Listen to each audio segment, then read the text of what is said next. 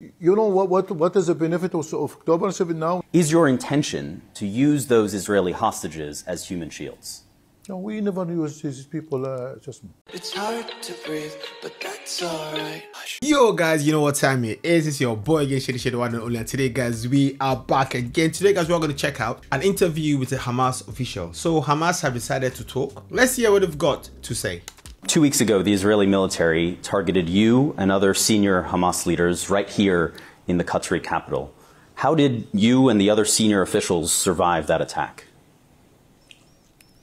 I think it is a miracle because the rockets are very close to us. We are under target, and it was all the rockets were directed to the place, but we are not in the place which was targeted. Alhamdulillah. It struck a different room, is what you're saying? We are in different place, yes. Maybe they have misinformation about the situation. The target is so heavy. They launched more than 12 rockets against the office of Dr. Khalil, and they destroyed completely. They killed 5 people there. It was a brutal attack on us. So I think it was long and very strong message to us and even to Qatari that we are not interested in negotiation. We want to kill, we want to destroy, we want to assassinate. This is our own policy to handle the whole situation.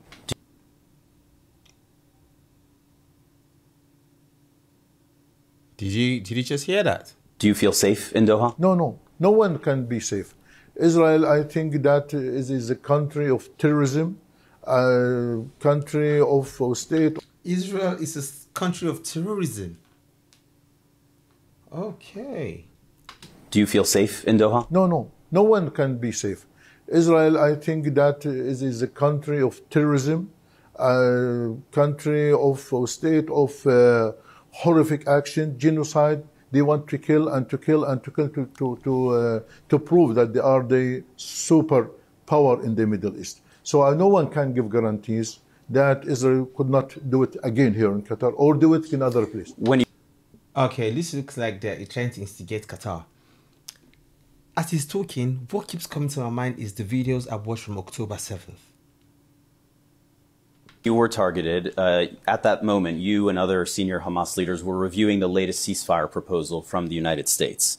2 weeks later, where do ceasefire negotiations stand now? Everything now is frozen. Frozen because that Israel is not interested in negotiation. They are not interested now to have good contact even with Egypt or with Qatar or to achieve a peaceful agreement for the ceasefire in Gaza Strip. So how do you view the United States' role and specifically President Trump's role going forward in these negotiations, in the process of ending the war? And we suppose the United States to be honest and a neutral mediator. The Americans, they lost their credibility. All the time they support Israel on the account of the Palestinian people, and they never fulfilled their promises. This is the problem of the Americans. They could not prove that they are honest and neutral mediator. This latest American proposal calls for you to release all the hostages, living and dead, in exchange for thousands of Palestinian prisoners, an immediate ceasefire, and the start of negotiations to end the war. Why not take that deal? Look, I think we have to now to reach a comprehensive deal.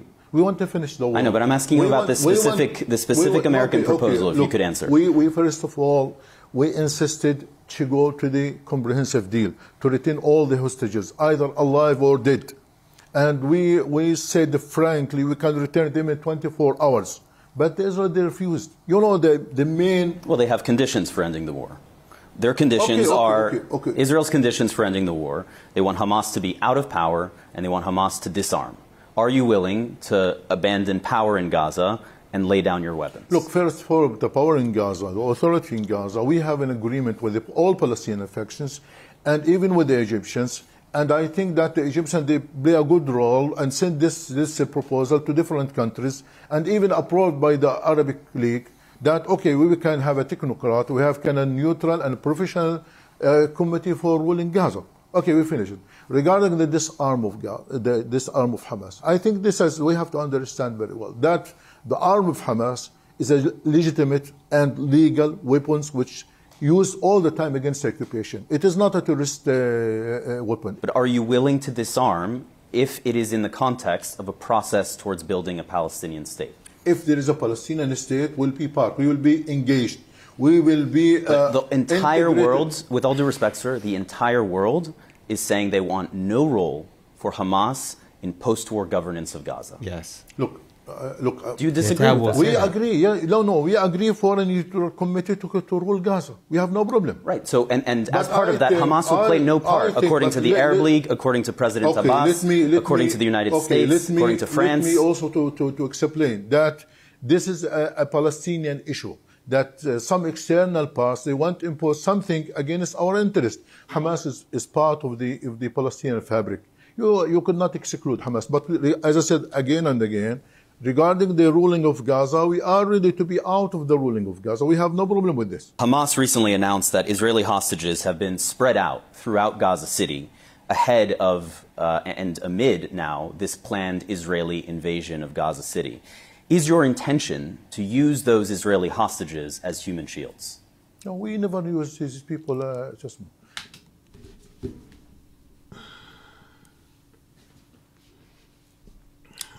Let's hear that question again. This is one question that I want to hear because it's widespread. We've seen videos, but now he's been asked directly. Okay, I like this journalist. He's asking the questions. Planned Israeli invasion of Gaza City. Is your intention to use those Israeli hostages as human shields? No, we never use these people as shields. No, we never use them.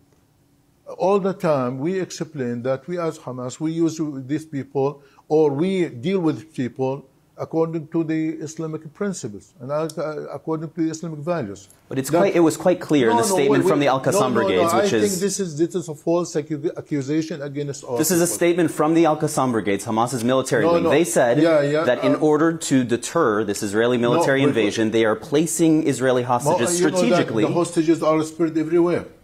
But they are placing them around Gaza City and saying that if they die, it will be on Netanyahu's hands, correct? There is a big dilemma in this also. Israel now is going and now is doing to destroy Gaza, to destroy everywhere, to kill people everywhere. Yeah, you know in Gaza now, they're killing more than, this morning, more than 84 people. Yesterday, about 109 people were killed. In the last month, more than 3,000 I understand. people. And when I speak with, and when I, sir, with all due respect, how can you stop this? With all due respect, when I speak with Israeli officials, I press them on all of these questions. I'm speaking with you right now, and I'm asking about Hamas's role. And Hamas just announced that it is holding these Israeli hostages in strategic locations around Gaza City, moving them above ground, while Israel is carrying out an invasion. Is the intention, hang on, is the intention to use these hostages as a human shield? Israel should stop targeting the civilian, should stop targeting or to collapse the towers, or to destroy the towers everywhere. Basically, he's just said yes. No? Wait.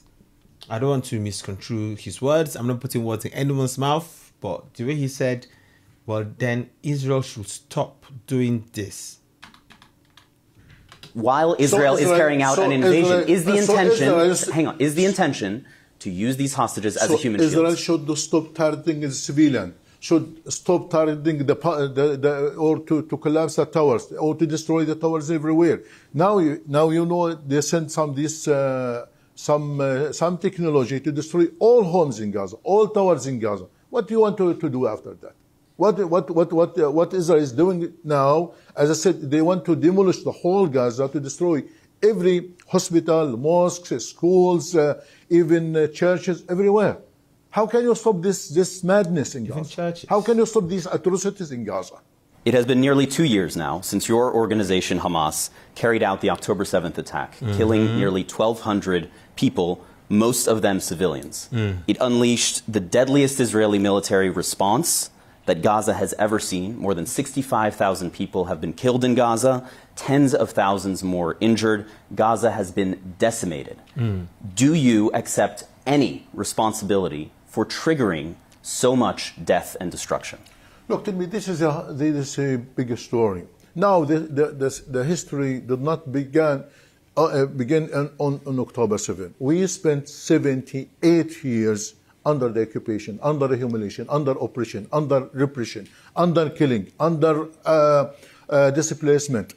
Now, why a war just focus on October 7? What before October 7 is a result for the October 7. I understand what you are saying, that there is history that happened before October 7th.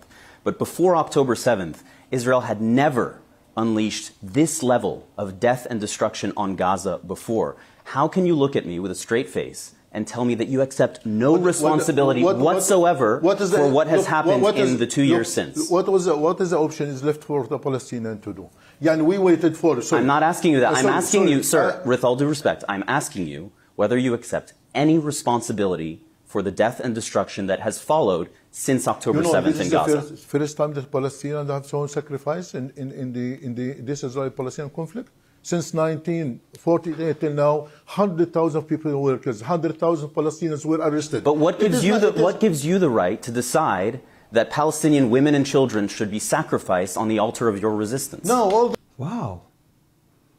Wow. Wow. Did he just admit that they're sacrificing his people for the resistance? And I like this journalist. He's asking the questions straight, pinpoint, laser sharp. All the time we are sacrificing, we are fighting, not Hamas, Fatah and People Front, Democratic Front. But I am asking you about the civilian deaths in Gaza and what gives you the right to decide it's a price worth paying. That child can die. It's okay. Because it's in order to fulfill our resistance. As Hamas, we are fighting for the interests of the people. We don't want our people to be killed. We don't want our people to suffer more and more.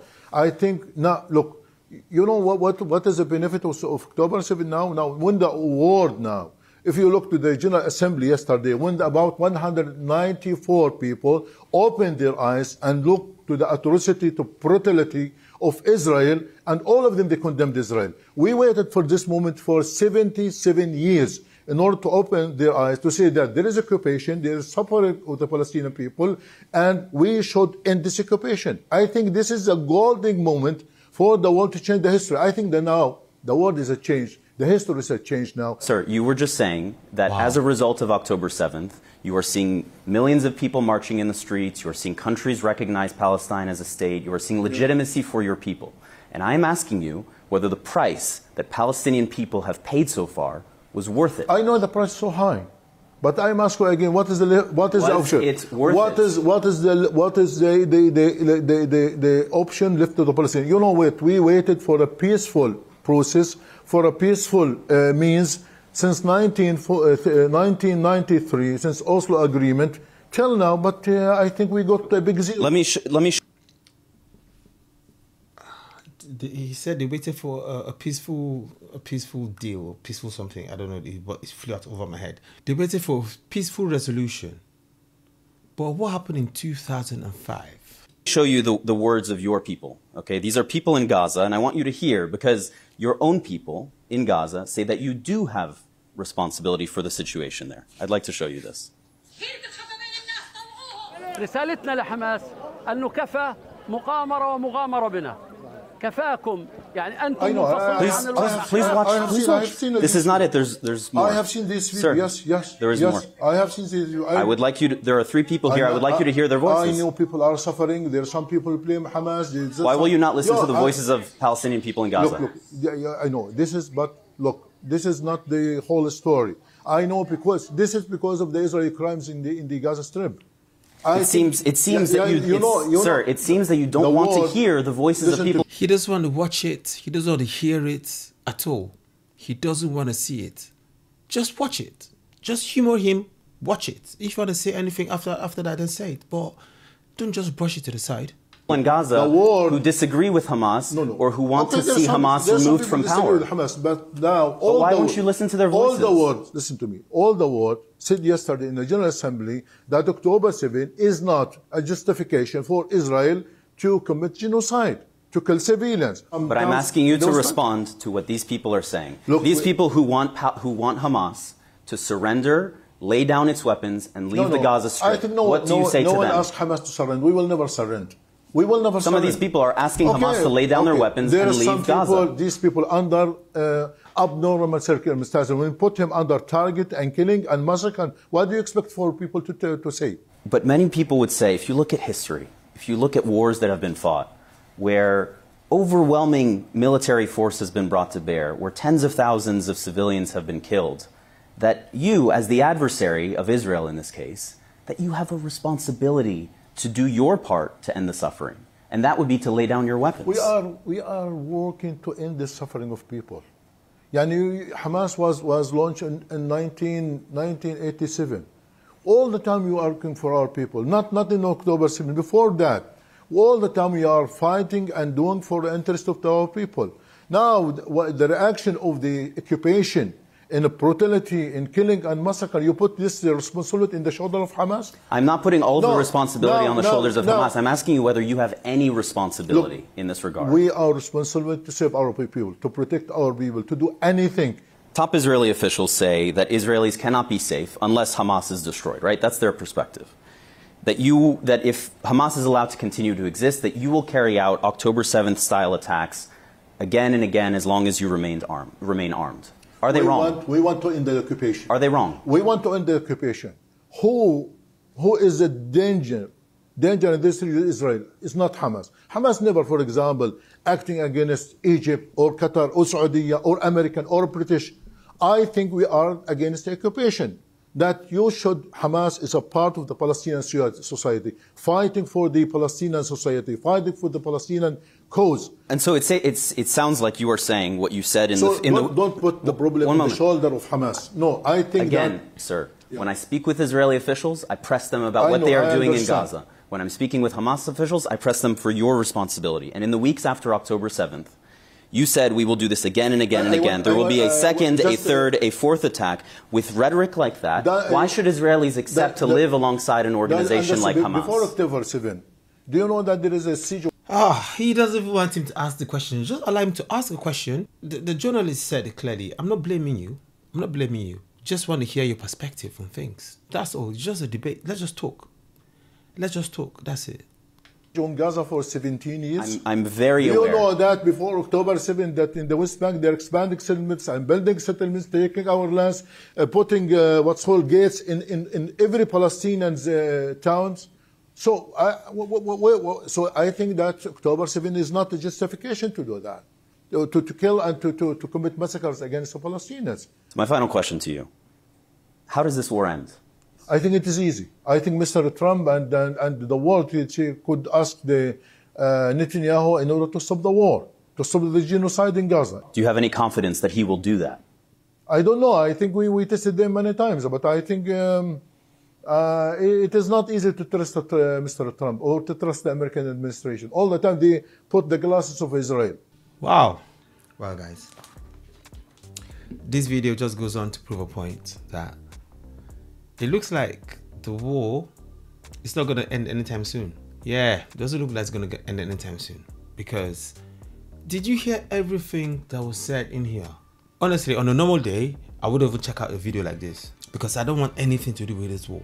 Like, it is so heart-wrenching. After watching October 7th, and even when I see what's happening in Palestine, right? I've watched videos of what's happening in Palestine. Forget the Gaza wood, forget the fake videos that come around. They are also real ones. The videos I've seen, I'm telling you, even my enemies, I don't want my enemies to go through things like this, okay? Why do people run away from facts? The facts are on the ground. The truth is out there already. This war can end. How can the war end? Okay, the history behind this war started well before October 7th, yeah? They said 78 years. That's the Palestinian side of the history. But the Israeli side of the history started over 2,000 years ago. And that's another fact. Forgetting those 2,000 years, coming down to 77 years, there were quite a lot of offers for the land to be shared. And according to the news, according to the articles, Palestinians refused. They want all the land. They say from the river to the sea, Palestine will be free. They own all of the land, right? October 7th happened, and they see it as a golden opportunity. When asked, how do you decide which lives to be sacrificed? He said, well, they've been sacrificing people a long time ago. What else can they do? You attack someone and they defend themselves, you have yourself to blame. So, for this war to end, the people have said what they want. Release all the hostages, lay down your weapons. Those two things. If I was a leader and I see my people dying, my own people dying, people I care about dying, May, I'm going to broker a deal. I'm going to broker a deal to save the people. Because if there are no people to rule, who am I going to rule? What? And I really think that even though October 7th happened and the war has been really deadly, I think Hamas still have a way to end the war. All right? The proposals are there. That's it. You can save your lives too. Just end the war. Free the people. In the Western world, we know what the value of a life is. But in the Middle East, what is the value of a life? What is it to you guys?